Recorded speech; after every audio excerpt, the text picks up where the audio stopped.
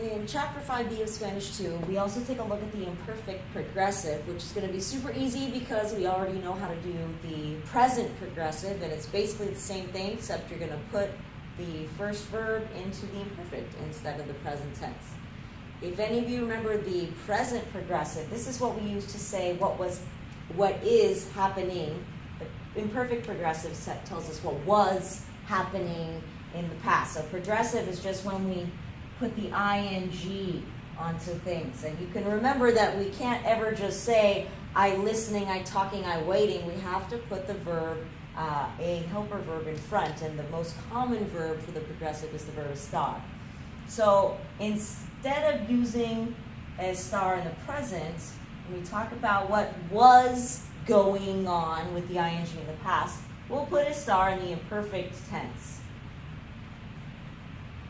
So if we conjugate estar in the imperfect tense to say I was doing something, it would be yo estaba. Tú estabas. Él, ella, usted estaba.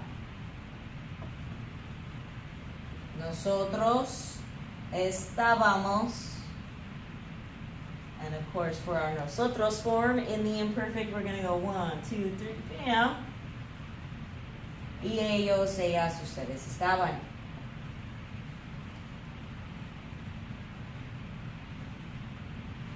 Then, after we've said that I was, or you were, or we were, they were, then we're going to add our ing form of whatever action it was that we were doing.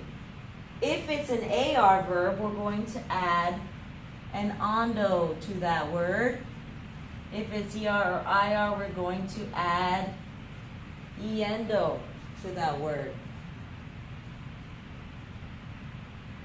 So for a situation where I was walking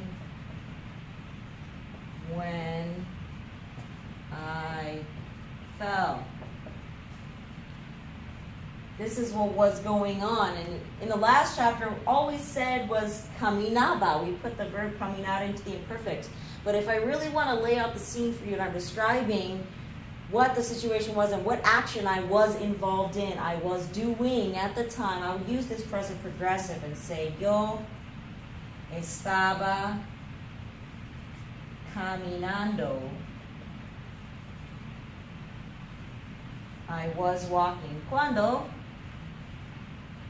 And then my fall is going to be a preterite action, a preterite interruption. All of a sudden, me caí. So when we want to describe a scene and say what was happening in that scene, this is what I was doing. This is what was happening in that moment. We use this estaba with an ando or iendo. Something important to remember about this, though, is that there are some irregulars for this. We'll move this over here so we can get a good look. We call these things present participles, these ando yendos.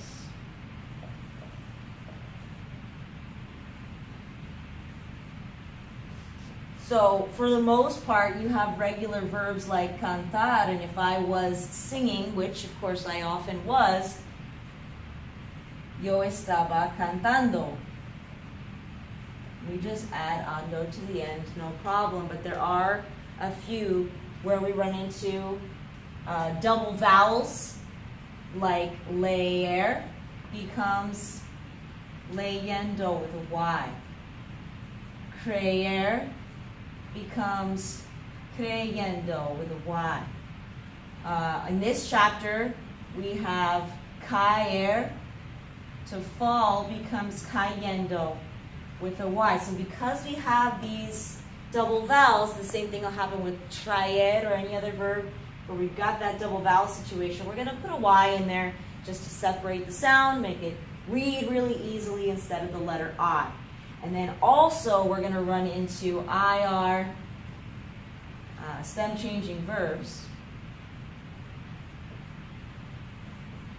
those are going to mess with us with our present participles as well. And you may remember the rule was that if it's an IR stem changing verb, in the present participle formation, you're going to change the E to an I, and if it's an O, it'll become a U, no matter what it was in its stem change in the present. So for a verb like venir, it would become viniendo. If we have dormir, the O changes to a U and becomes durmiendo. We have a lot of IR stem changing verbs in our repertoire at this point. We've got pedir. Pedir would become pidiendo, and repetir, repitiendo. There's so many IR stem changing verbs that we know that I'm not going to write them all up here, but here's just two examples. So the E would become an I and the O would become a U in any IR stem changing verbs when we change it to a participle, whether we're using it in the present ing or now our new imperfect progressive tense.